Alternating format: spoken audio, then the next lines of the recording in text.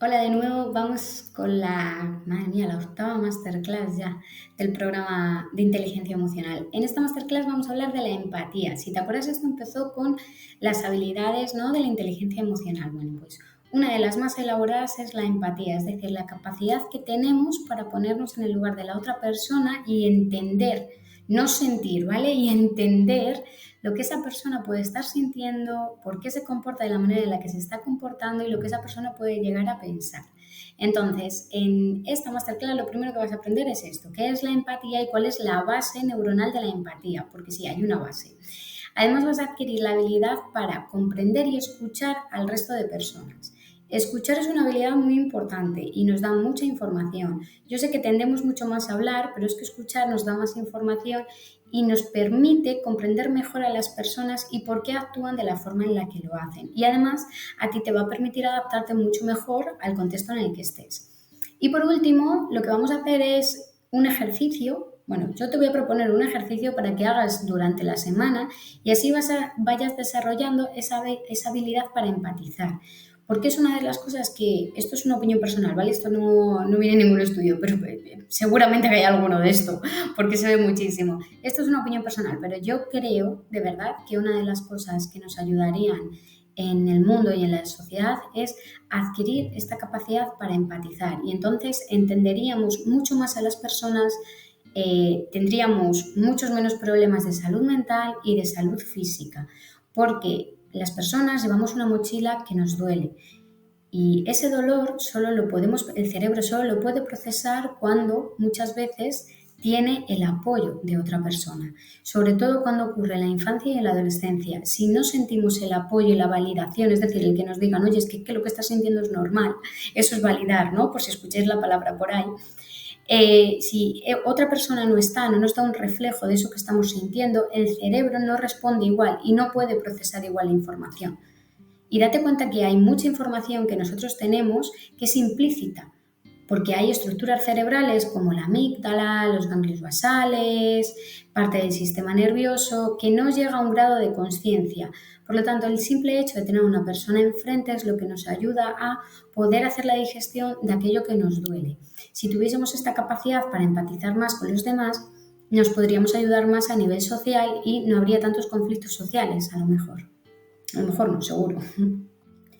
Yo soy consciente de que la palabra empatía se ha puesto muy de moda y que la habilidad para empatizar muchas veces la confundimos con otro tipo de cosas, como la tendencia a compadecer a otra persona o el ser complacientes, ¿no?, con otras personas, y esto no es la empatía. La empatía no es ponte en sus zapatos, es entender que tú no llevas los zapatos de esa persona y que esos zapatos que lleva esa persona pueden doler y que ese dolor puede provocar que se comporte de una forma determinada y que a lo mejor no sea por ti o por lo que tú haces, sino porque lo que lleva ya esa persona en la mochila, en su historia vital, cuando hablamos de mochila hablamos de historia vital, le duele. Y como le duele, pues es normal que esté en esa situación. La empatía no es decir, oye, como te duelen los zapatos, quítatelos y ya está. Y tampoco es quitarle los zapatos a esa persona y ponértelos tú para llevar tú la mochila de la otra persona. La empatía es más oye, yo puedo hacer algo, yo no te puedo quitar esos zapatos y tampoco los puedo llevar por ti, pero yo puedo hacer algo para que a ti te duela menos o para ayudarte con esto. Y por supuestísimo, la empatía no es obligar a nadie a que se quite esos zapatos, porque a lo mejor no tiene otros y a lo mejor es lo único que tiene para poder sobrevivir en el contexto en el que está. Y hay que entenderlo desde ahí, ¿sí? Espero que con este ejemplo te haya quedado mucho más claro. La habilidad para empatizar no es el decirle a una persona que lo que tiene que hacer es dejar esa relación, lo que tiene que hacer es dejar de estar con sus padres, lo que tiene que hacer es dejar ese trabajo que le trae quebraderos de cabeza. No es eso, porque ahí estamos obligando a una persona y no estamos entendiendo que el contexto y la situación en la que vive esa persona a lo mejor no puede hacerlo, o lo que ha vivido antes no le ha permitido hacerlo. Y tampoco es coger y decirle, oye, mira, venga, que voy a trabajar por ti, yo hablo con tu pareja, yo te saco de esa situación, y tener ese rol de salvadores, porque le quitamos poder. Y al quitarle poder, lo que estamos haciendo es compadecer a esa persona. Por lo tanto, que salga de esa situación va a ser mucho más difícil. Nosotros desde que nacemos tenemos un sustrato biológico, ¿no?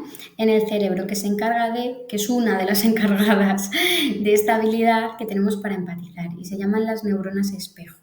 Los niños lo aprenden desde pequeños, esta habilidad para empatizar, y también por eso imitan a los adultos. Es muy importante que los adultos seamos empáticos y tengamos esta habilidad para que los niños aprendan. Yo no puedo pedirle a un niño que no insulte, que entienda a esa persona, que no se meta con esa persona, si lo que veo en los adultos es que no empatizan y que no entienden el dolor de los demás. Porque los niños solo son modelos de los adultos referentes y de los cuidadores primarios. Por eso es tan importante tenerlo en cuenta y por eso es tan importante también entender cómo funciona el cerebro. Las neuronas espejo son las que nos permiten sintonizar con la emoción de la otra persona.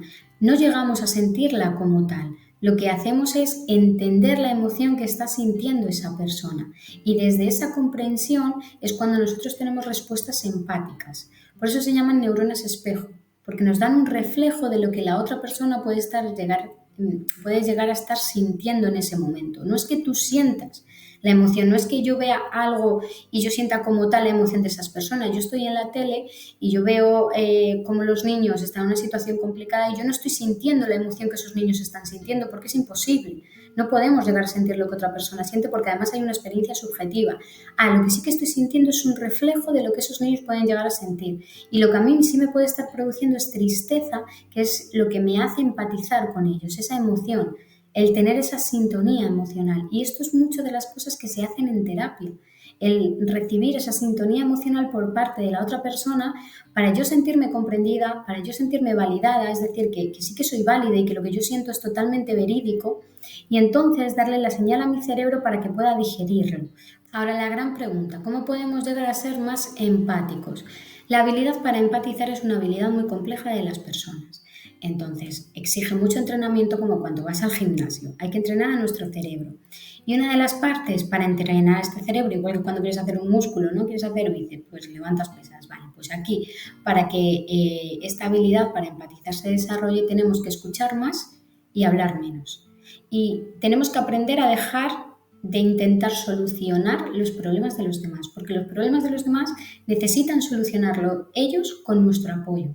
Acompañar y apoyar es una habilidad mucho más compleja que el darles la solución, es mucho más difícil, pero a la larga te trae muchas más recompensas porque tú recibes información de cómo funciona el mundo y te permite adaptarte mejor y además tienes mejores relaciones sociales. En el trabajo te suele ir muchísimo mejor porque tienes la habilidad para comprender a los demás y tus respuestas suelen ser mucho más funcionales y adaptativas.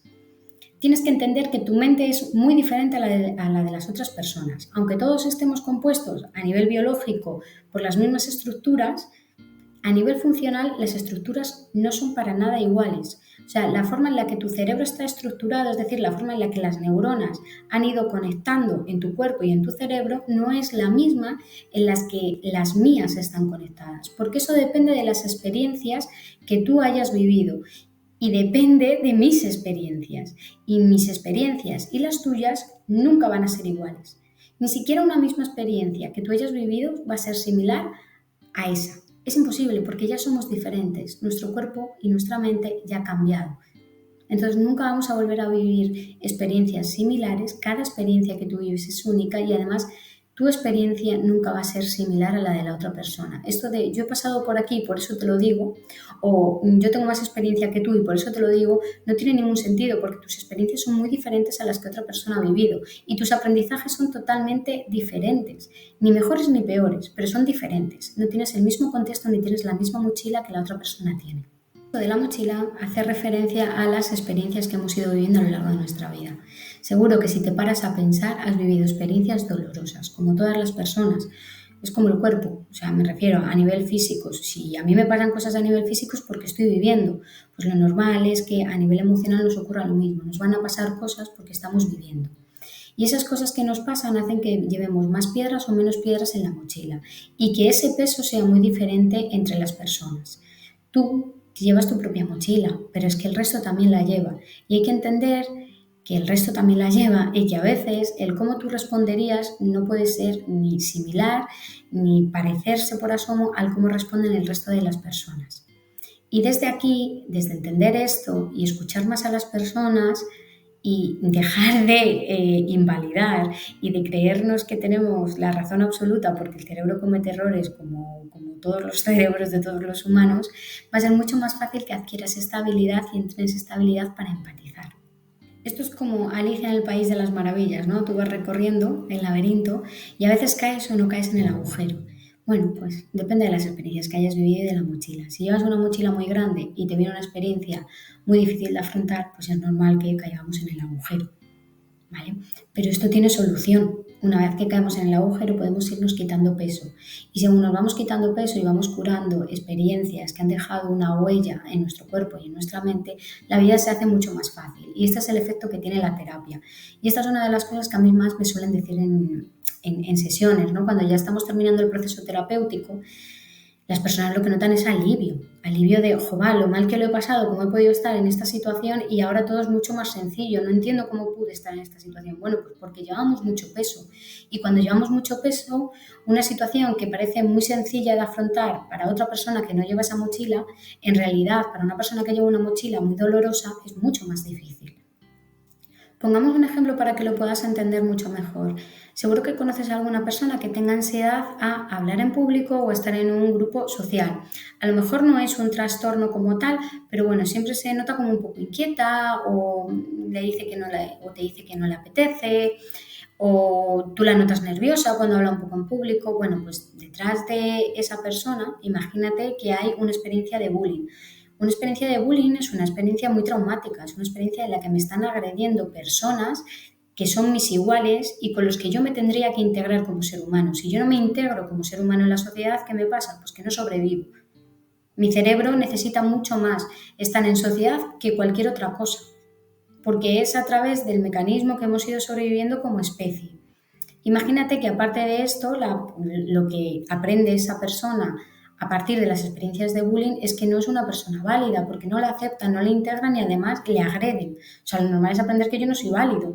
Tú ahora, a lo mejor, si ya eres adulto, tienes otras experiencias que te han hecho sentirte válido o válida como persona. Por lo tanto, no es tal el efecto que tiene que alguien te agreda o que alguien te rechace. Pero si el bullying ocurre en la infancia o en la adolescencia, los niños y las niñas no tienen tantas experiencias, no tienen tanto aprendizaje, no tienen los cimientos todavía, entonces lo que pueden aprender sobre ellos mismos, que están aprendiendo todavía cómo funcionan ellos y cómo funciona el mundo, es que no son válidos, porque les están agrediendo, ¿cómo no van a aprender eso? Claro, es muy difícil ver cuando todo un grupo me agrede que el problema no lo tengo yo, que lo tiene el grupo. Aparte de esto, puede haber otras cosas, como pueden ser cosas relacionadas con el apego, con el vínculo que se forma con los cuidadores primarios. Yo una de las frases que más tengo grabadas es cuando hablan los adultos, tú te callas. Estas frases, si nos las hubiesen dicho una vez nuestros cuidadores, pues a lo mejor no hubiese tenido ningún daño. Pero si continuamente cuando tú querías opinar o dar tu opinión porque te apetecía estar con esos adultos integrados en el grupo, te decían, no, cuando los adultos hablan, tú te callas, a ti lo que te pueden llegar a hacer sentir es que tu opinión no es válida y que por lo tanto lo que tú dices son tonterías. Pues ¿para qué me voy a expresar, no? Y esto está en la base de mis cimientos, de mi personalidad. Estas cosas que a mí me decían, los niños y las niñas, y tú has sido niño y niña, no saben cómo funcionan, ni ellos ni el mundo, lo están aprendiendo. Y si les decimos este tipo de cosas, pues lo que aprenden es que su opinión no tiene ninguna relevancia, para qué lo van a decir, y que lo que reciben es un castigo. Depende de las piedras que tenga cada persona, le va a costar una cosa u otra. Te he puesto este ejemplo para que puedas llegar a entender que lo que tú has vivido en tu vida no es lo que otra persona ha vivido en su vida. A mí se me quedó grabado como una paciente me lo explicó al final del proceso terapéutico, porque yo trabajo mucho desde MDR y MDR es un enfoque que se centra mucho en atender de forma integral, tanto lo que ocurre a nivel corporal como lo que ocurre en la mente.